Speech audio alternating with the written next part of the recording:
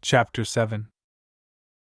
The full story, so far as deciphered, will eventually appear in an official bulletin of Miskatonic University. Here I shall sketch only the salient highlights in a formless, rambling way. Myth or otherwise, the sculptures told of the coming of those star-headed things to the nascent, lifeless Earth out of cosmic space, their coming, and the coming of many other alien entities such as at certain times embark upon spatial pioneering. They seemed able to traverse the interstellar ether on their vast membranous wings, thus oddly confirming some curious hill folklore long ago told me by an antiquarian colleague. They had lived under the sea a good deal, building fantastic cities and fighting terrific battles with nameless adversaries by means of intricate devices employing unknown principles of energy. Evidently their scientific and mechanical knowledge far surpassed man's today, though they made use of its more widespread and elaborate forms only when obliged to.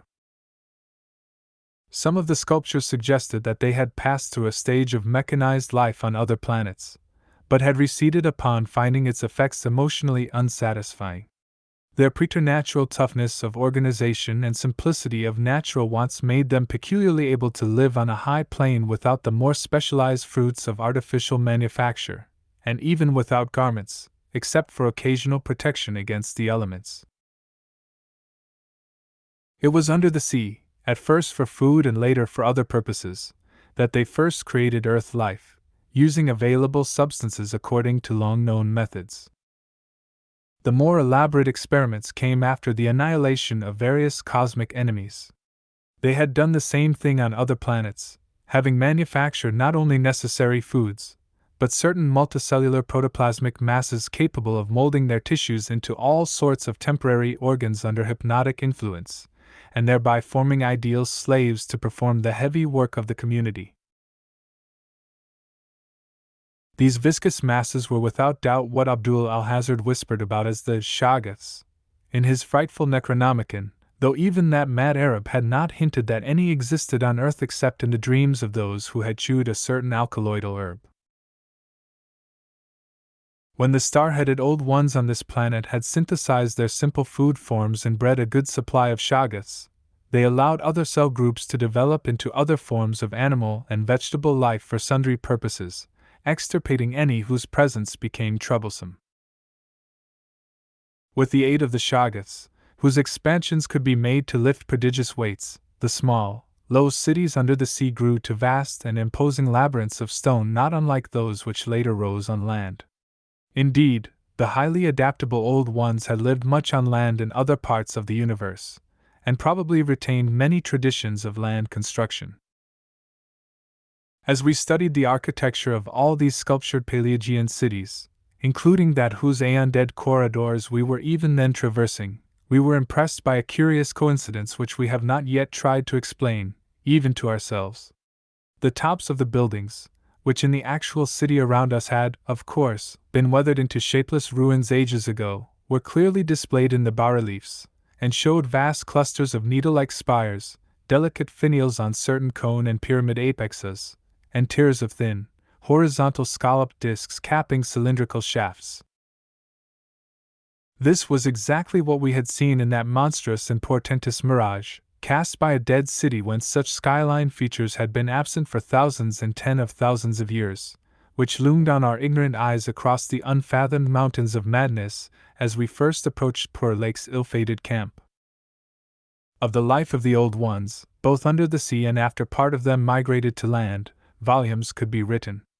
Those in shallow water had continued the fullest use of the eyes at the ends of their 5 main head tentacles, and had practiced the arts of sculpture and of writing in quite the usual way, the writing accomplished with a stylus on waterproof waxen surfaces. Those lower down in the ocean depths, though they used a curious phosphorescent organism to furnish light, pieced out their vision with obscure special senses operating through the prismatic cilia on their heads, senses which rendered all the old ones partly independent of light in emergencies. Their forms of sculpture and writing had changed curiously during the descent, embodying certain apparently chemical coating processes, probably to secure phosphorescence, which the bas-reliefs could not make clear to us. The beings moved in the sea partly by swimming, using the lateral crinid arms, and partly by wriggling with the lower tier of tentacles containing the pseudofeet. Occasionally they accomplished long swoops with the auxiliary use of 2 or more sets of their fan-like folding wings. On land they locally used the pseudofeet, but now and then flew to great heights or over long distances with their wings. The many slender tentacles into which the crinid arms branched were infinitely delicate, flexible, strong, and accurate in muscular nervous coordination, ensuring the utmost skill and dexterity in all artistic and other manual operations. The toughness of the things was almost incredible. Even the terrific pressure of the deepest sea bottoms appeared powerless to harm them. Very few seemed to die at all except by violence, and their burial places were very limited. The facts that they covered their vertically inhumed dead with 5-pointed inscribed mounds set up thoughts in Danforth and me which made a fresh pause and recuperation necessary after the sculptures revealed it. The toughness of the things was almost incredible. Even terrific pressures were powerless to harm them. The beings multiplied by means of spores, like vegetable pteridophyta, as Lake had suspected, but, owing to their prodigious toughness and longevity, and consequent lack of replacement needs, they did not encourage the large-scale development of new prothalia except when they had new regions to colonize. The young matured swiftly, and received an education evidently beyond any standard we can imagine. The prevailing intellectual and aesthetic life was highly evolved, and produced a tenaciously enduring set of customs and institutions which I shall describe more fully in my coming monograph. These varied slightly according to sea or land residence, but had the same foundations and essentials. Though able, like vegetables, to derive nourishment from inorganic substances, they vastly preferred organic and especially animal food. They ate uncooked marine life under the sea, but cooked their viands on land. They hunted game and raised meat herds, slaughtering with sharp weapons whose odd marks on certain fossil bones our expedition had noted. They resisted all ordinary temperatures marvelously, and in their natural state could live in water down to freezing. When the great chill of the Pleistocene drew on, however, nearly 1,000,000 years ago, the land dwellers had to resort to special measures, including artificial heating, until, at last, the deadly cold appears to have driven them back into the sea. For their prehistoric flights through cosmic space, legend said they had absorbed certain chemicals and become almost independent of eating, breathing, or heat conditions, but by the time of the great cold they had lost track of the method. In any case, they could not have prolonged the artificial state indefinitely without harm. Being non-pairing and semi-vegetable in structure, the old ones had no biological basis for the family phase of mammal life, but seemed to organize large households on the principles of comfortable space utility and, as we deduced from the pictured occupations and diversions of Codwellis, congenial mental association. In furnishing their homes, they kept everything in the center of the huge rooms, leaving all wall spaces free for decorative treatment. Lighting, in the case of the land inhabitants, was accomplished by a device probably electrochemical in nature. Both on land and under water they used curious tables, chairs, and couches like cylindrical frames, for they rested and slept upright with folded down tentacles, and racks for the hinged sets of dotted surfaces forming their books. Government was evidently complex and probably socialistic, though no certainties in this regard could be deduced from the sculptures we saw. There was extensive commerce, both local and between different cities, certain small, flat counters, 5-pointed and inscribed, serving as money. Probably the smaller of the various greenish soapstones found by our expedition were pieces of such currency.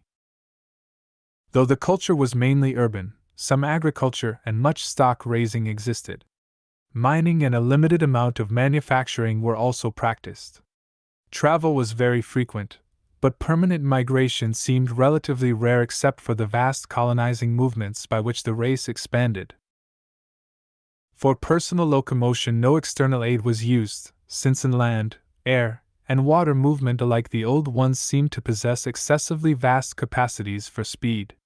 Loads, however, were drawn by beasts of burden, shoggoths under the sea, and a curious variety of primitive vertebrates in the later years of land existence. These vertebrates, as well as an infinity of other life forms, animal and vegetable, marine, terrestrial, and aerial, were the products of unguided evolution acting on life cells made by the old ones, but escaping beyond their radius of attention. They had been suffered to develop unchecked because they had not come in conflict with the dominant beings.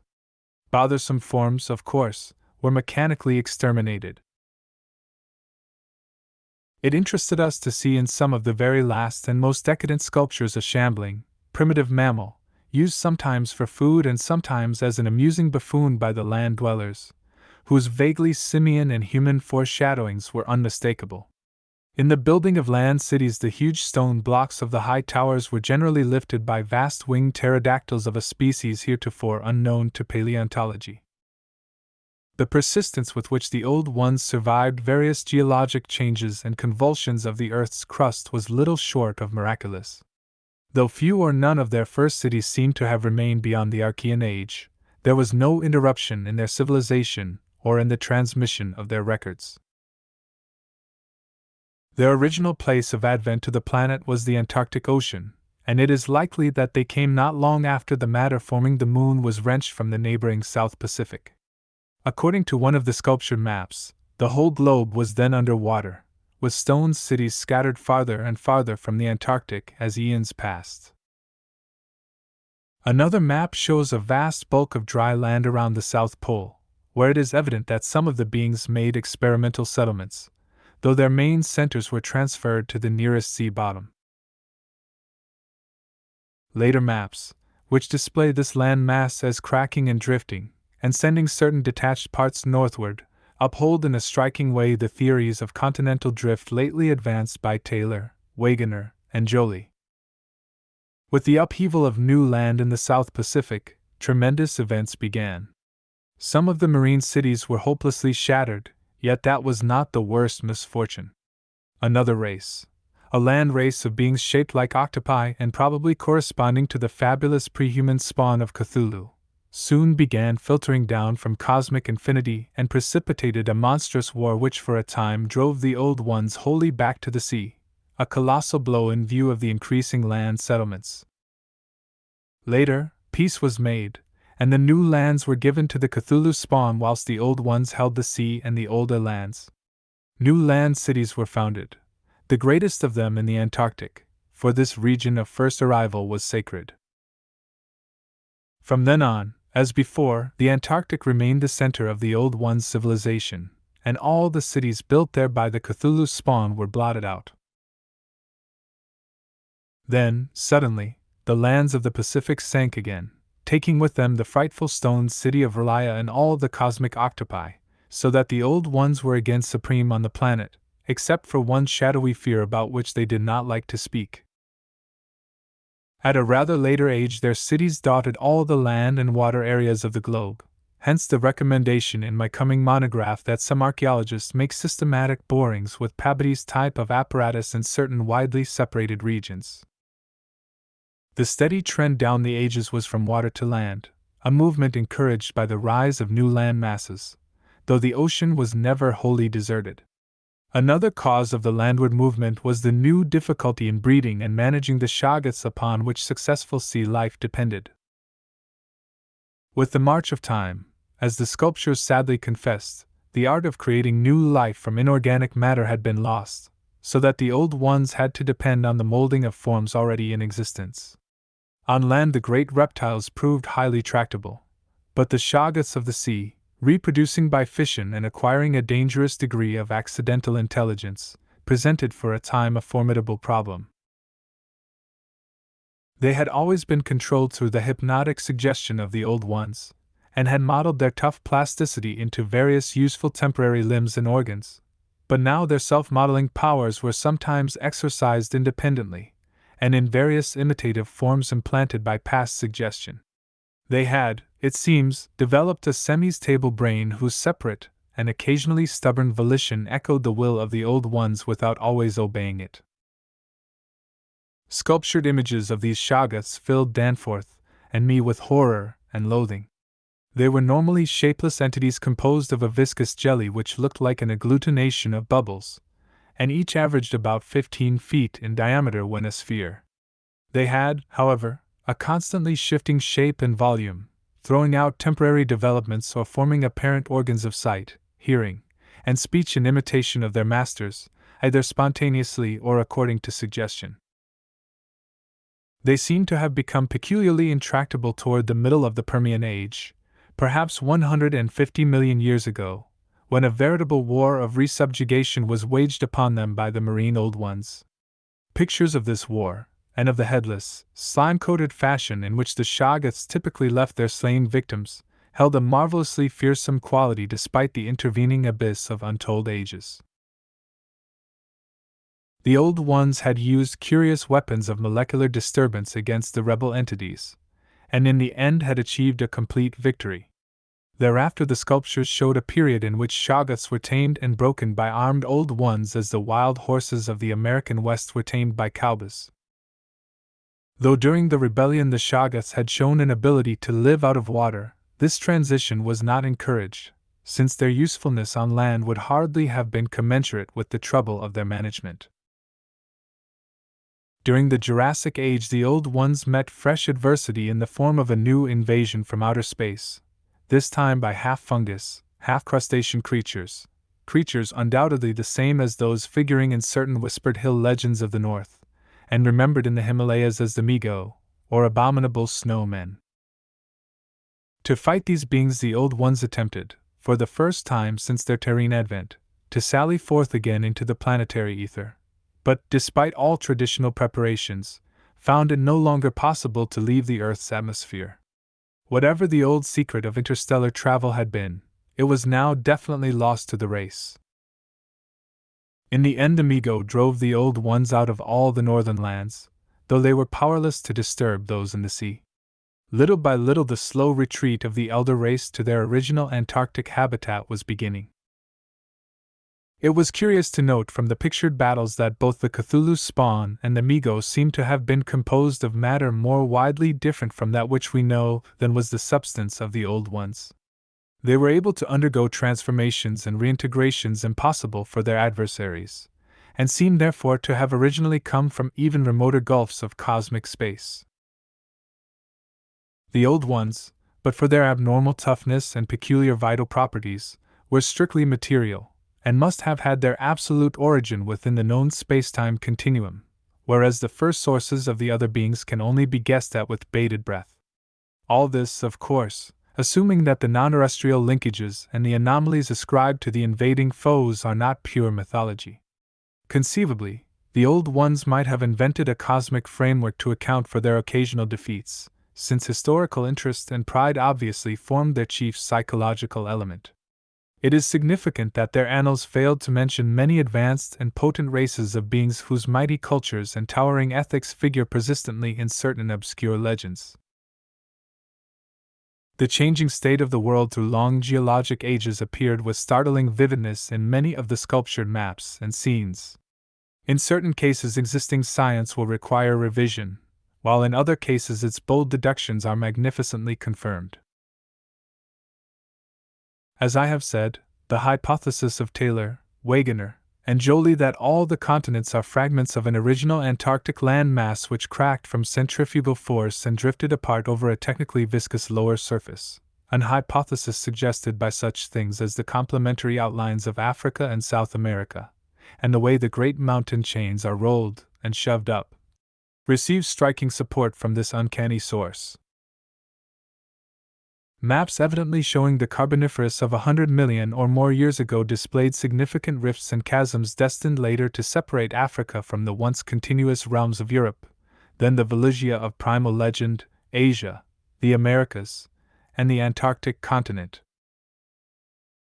Other charts, and most significantly one in connection with the founding 50 million years ago of the vast dead city around us, showed all the present continents well differentiated. And in the latest discoverable specimen, dating perhaps from the Pliocene age, the approximate world of today appeared quite clearly despite the linkage of Alaska with Siberia, of North America with Europe through Greenland, and of South America with the Antarctic continent through Graham Land. In the Carboniferous map the whole globe, ocean floor and rift land mass alike, bore symbols of the Old One's vast stone cities, but in the later charts the gradual recession toward the Antarctic became very plain. The final Pliocene specimen showed no land cities except on the Antarctic continent and the tip of South America, nor any ocean cities north of the 50th parallel of south latitude. Knowledge and interest in the northern world, save for a study of coastlines probably made during long exploration flights on those fan-like membranous wings, had evidently declined to zero among the Old Ones. Destruction of cities through the upthrust of mountains, the centrifugal rending of continents, the seismic convulsions of land or sea bottom, and other natural causes was a matter of common record, and it was curious to observe how fewer and fewer replacements were made as the ages wore on. The vast dead megalopolis that yawned around us seemed to be the last general center of the race. Built early in the Cretaceous age after a titanic earth buckling had obliterated a still vaster predecessor not far distant.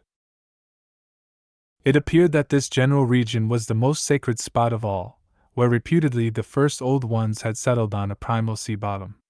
In the new city, many of whose features we could recognize in the sculptures, but which stretched fully 100 miles along the mountain range in each direction beyond the farthest limits of our aerial survey, there were reputed to be preserved certain sacred stones forming part of the first sea-bottom city, which were thrust up to light after long epochs in the course of the general crumpling of strata.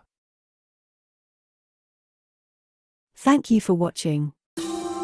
We are dedicated to curating literature into some of the best read-along audiobooks anywhere. Please support the channel by clicking like and subscribe.